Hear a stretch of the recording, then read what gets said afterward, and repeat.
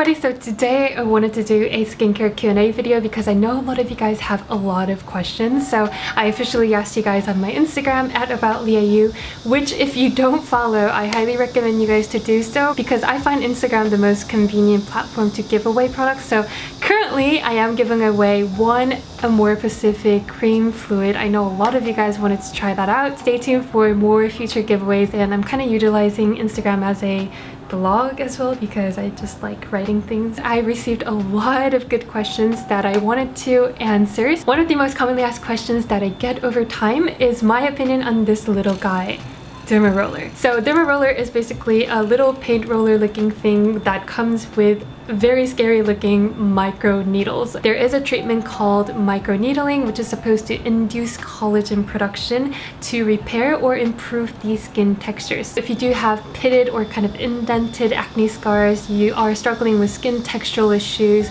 or if you do have very stubborn hyperpigmentation, it can definitely help. Once your skin gets kind of injured or once it's kind of wounded in any ways, your skin naturally produces collagen to repair the damage. So that's the mechanism of how your skin rejuvenates and how your skin repairs. Basically, dermarolling or microneedling forces that process. It's just creating micro injuries inside the skin layer, which is the dermis layer. I see a lot of studies regarding professional microneedling treatment, but there is still a lack of studies or conclusive data that can support the efficacy or the result of at-home dermarolling. If you are struggling with severe indented scar issues, I would highly recommend you guys to visit a professional to get a microneedling treatment.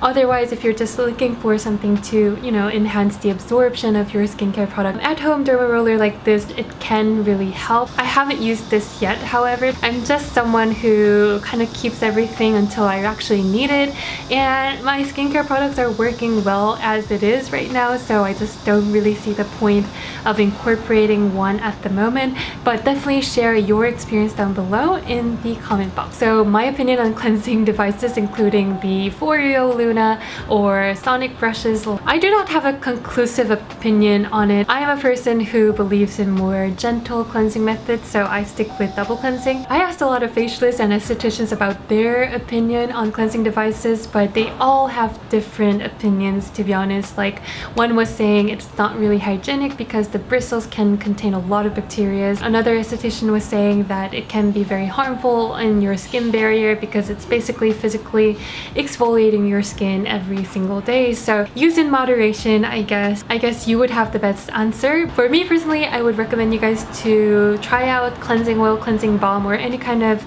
first cleansing. You would be surprised by how effectively and gently it lifts off every traces of your makeup. Go to the gentle route first, and then if you don't really see or if you don't really get along with that kind of double cleansing method, then Clarisonic or any kind of sonic brushes can be effective. So the next topic is something about over-exfoliated skin, which can be a thing. So this is one of the reasons why I always advise you guys to stick to one active at a time. Or I do not really like the concept of layering different very potent active ingredients in one routine. Like, there's only so much that your skin can handle, and when you are playing with chemical exfoliant, you really need to be cautious. So I highly recommend you guys to start with very low strength, so let's say AHA about 5%, and then build up from there. However, you don't really need to use it every single day. It doesn't need to be a daily routine that you must use. There's really no point of going to 30%, to be honest. Over-exfoliated skin experience redness and inflammation, and they have this really extraordinary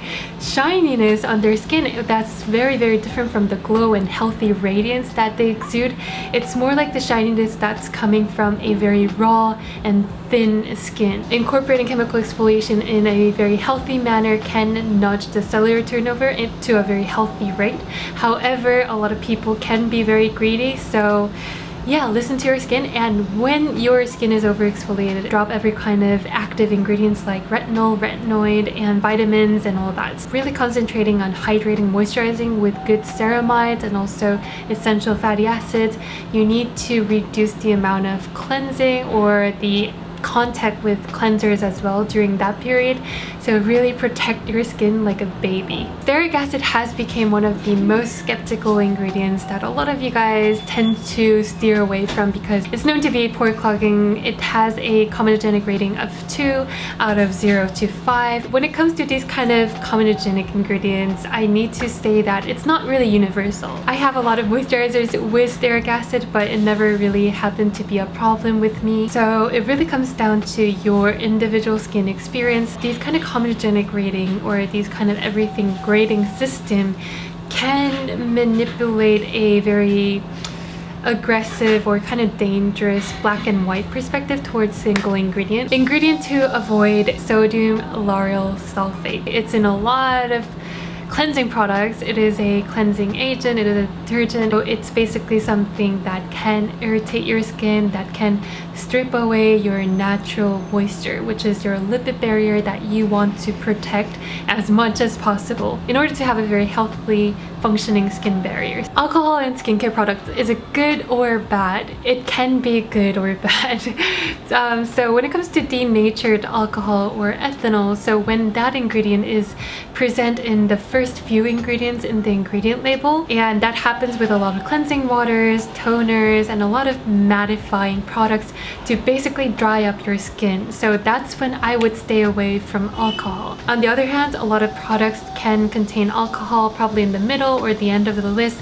That's when alcohol is used to formulate the product, to enhance the stability of the product, to enhance the delivery of the active ingredient. So that's when I would compromise with denatured alcohol. And there are fatty alcohols that a lot of people actually mistaken to consider as one of the bad kinds of alcohol. So these fatty alcohols are basically emollients to moisturize your skin, so they're completely different groups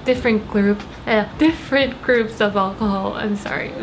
I'm sweating. Consistency and formulation. So when it comes to using any kind of active ingredients, I would want it to come in a very fluidy, watery, thinner, and very runny consistencies. The more fluid it is, the more absorbable it is, and the more penetratable it is to the skin, which also guarantees that you're getting more out of the active serum that you're using. A good example of comparison is the ordinary hyaluronic acid serum and the NIOD MMHC. Both are made by the same group. They're both based on hyaluronic acid. The ordinary comes in a very jellyish, gummy texture. On the other hand, NIOD MMHC is very, very runny. It's very watery. So as soon as you apply it, you would notice that your skin literally drinks up all of the juices. You kind of notice that you're getting more out of the same ingredient that you're using. Another question that I found very, very interesting was that, does your skincare plateau? Does it stop working at one point? Can your skin build like a certain resilience toward the same product that you've been using for years and years? I think this kind of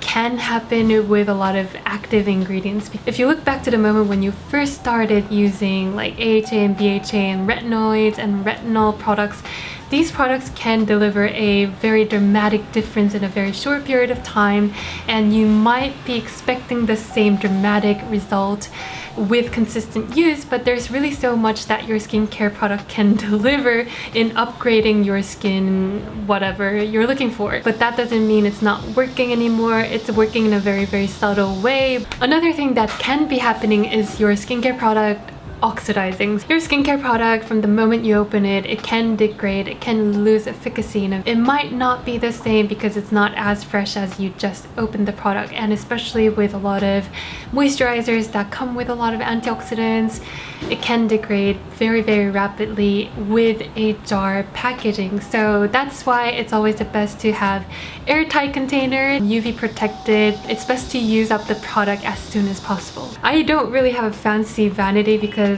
I just have too many products to store everything in a very pretty and organized way, but I try to store it away from direct sunlight in a very kind of dark shelf. Nothing really fancy, but it just works. Last but not least, pre-gym and post-gym skincare routine. I haven't mastered this yet, to be honest. I know a lot of you guys are concerned about overwashing your face or, you know, gymming in the middle of the day. Do I need to take off my makeup and whatnot? I do think it's best to take your makeup off, remove your foundation at least. That way your pores don't get clogged by all the makeup and sweat and grimes that build up together and creates this like party of nastiness. I actually do think the best way is to work out immediately as soon as you wake up. I wouldn't even wash my face. I would just throw on a cap, would go to the gym and do whatever I need to do, and then come back home, shower, and do my morning skincare routine. If I need to hit the gym in the middle of the day, I would take off all of my makeup off and then do all the double cleansing, and I wouldn't moisturize, but I would hydrate my skin with essence toner, a serum, or whatever. I wouldn't put on any kind of occlusive product.